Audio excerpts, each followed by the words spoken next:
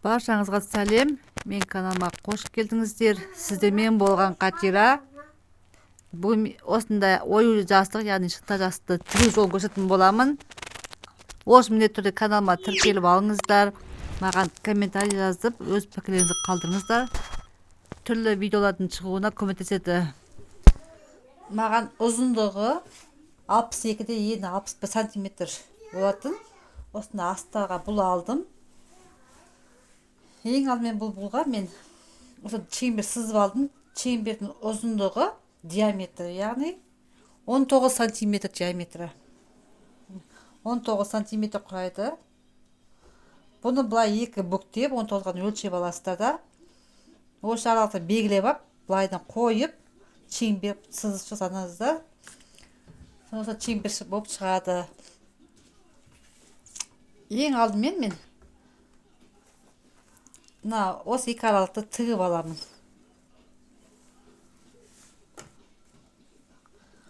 Ұзындығын тігіп алам.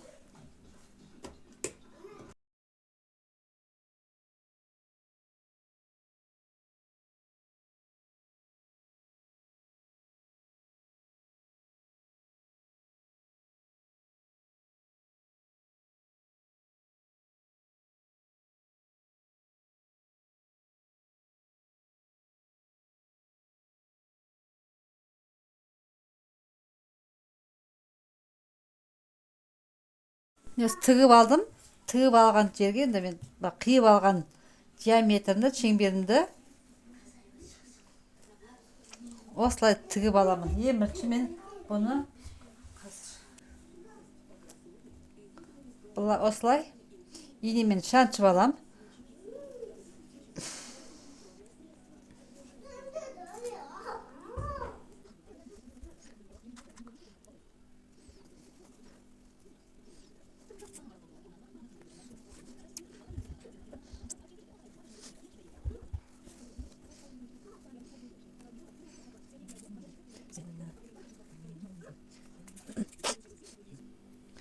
Осылай инемен шаншып алдым. Енді шаншыған жерімді машинамен тігіп алатын боламын.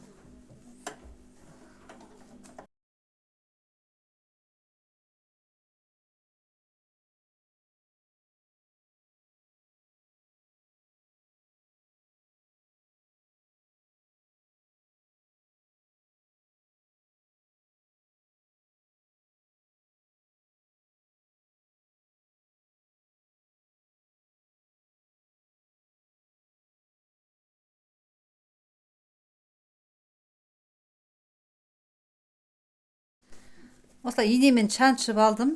Енді машинкаға салып тігіп алатын боламын.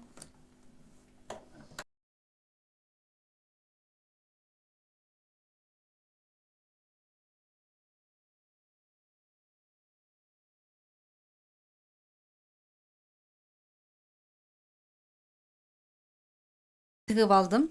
Қазір жерге мен ішіне синтепон кигізетін боламын.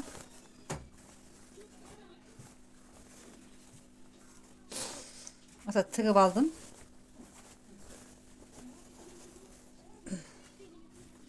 Пока бұны қоя тұрамын. Енді маған сыртқы қабын тігетін боламын. Оюда алдына тігіп жолын көрсеткен болатын сіздерге. Енді сол оюға ұзындығы 63, ені 62 сантиметр болатын ойым шетіне шетін кесіп алдым, қоңыр сантиметр. Бұның ені 8 сантиметр, ұзындығы 63 сантиметр. Енді осы екеуінің 10 бетін бір-біріне қаратып алып, шетінен тігіп өтемін ұзындығын. Оюдың тігілу жолын сіздерге жоғарыға ссылка тастап кетемін. Соған кіріп өтсеңіздер болады. Қалай тігілу керек бәрі бар. Көріп қарап алыңыздар.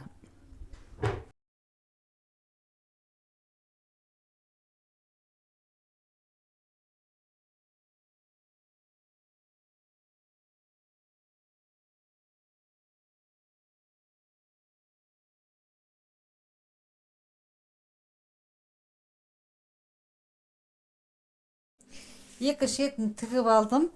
Енді ішке қарата бүгіп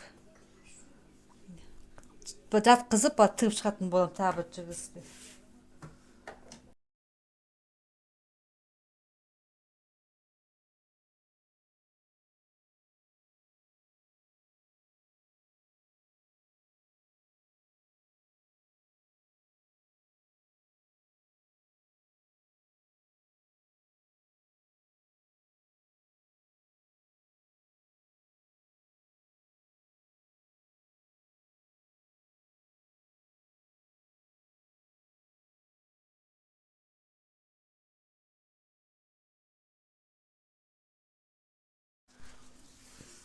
Маған осындай ұзын замок керек. Бұны да осылай ұзындығын өлшеп алам.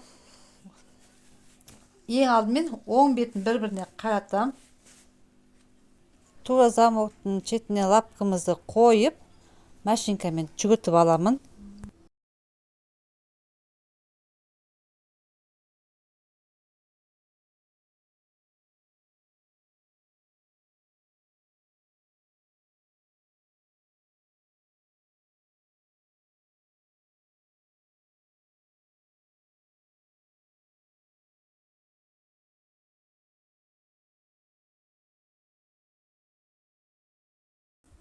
Замогымды тігіп алдым.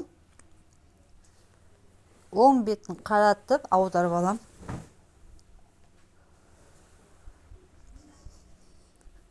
Аударып алдым. Енді екі шетін біріктіріп тігіп алатын болам. Екі жақ шетінде тігіп аламын.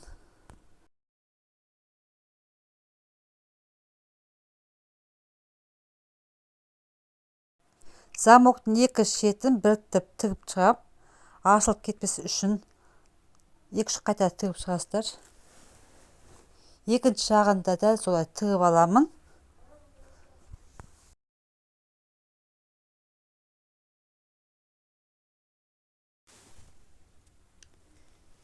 Тігіп алдым. Енді бұны қоя тұрамын. Маған осындай синтефон керек. Синтефонды алдын осылай тігіп шығатын болам. Екі орап тігіп шығам. Неге осылай тігіп алатын болам. Синтефонды тікпес бұрын мен бидай қабына кигізіп, размерін алып алдым. Сол размер бойынша екі шетін біріктіріп тігіп алам, қозғалмас үшін.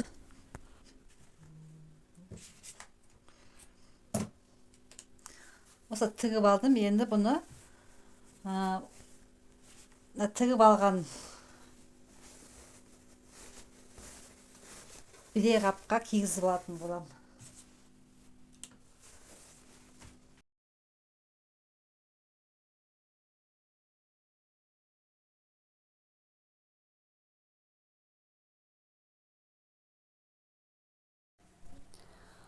Осылай кигізіп алдым.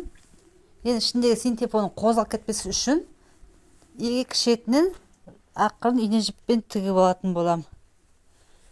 Сонда қойған кезде ішіндегі мақталары арлы-берлі жылжымайтын болады. Маған халапай керек.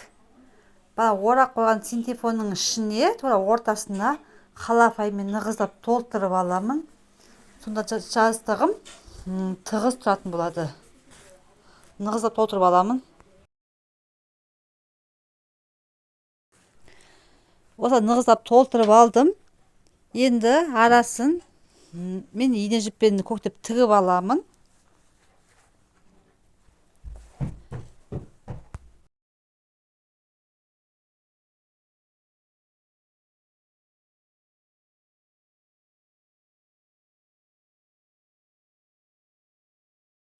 Тігіп шыққан жасықшамды енді сыртқы қабына кигізетін боламын.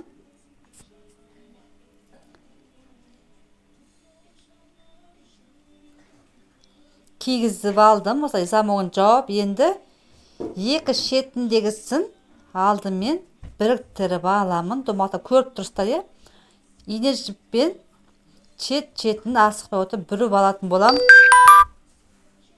бүріп тігіп алатын болдым. Бүріп тіккен шығымды бәрін бір-біріне қосып, ине жіппен көктеп алатын боламыз.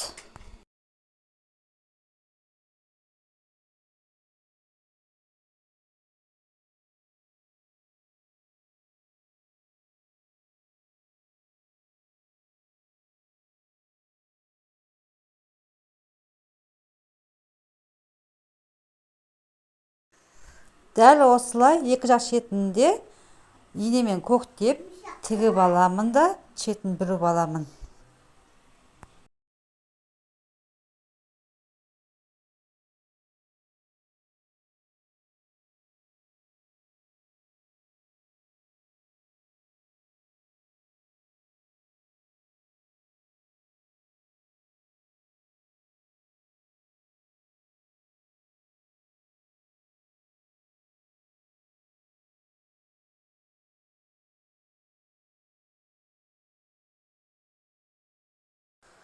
Тігіп алдым. Енді екі шетіне осындай брошка, түйме тақсаңыздар болады, сәндік үшін.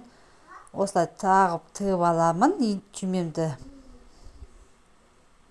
Екі жақ шетінде дәл осы түйме салып тігіп шығамын.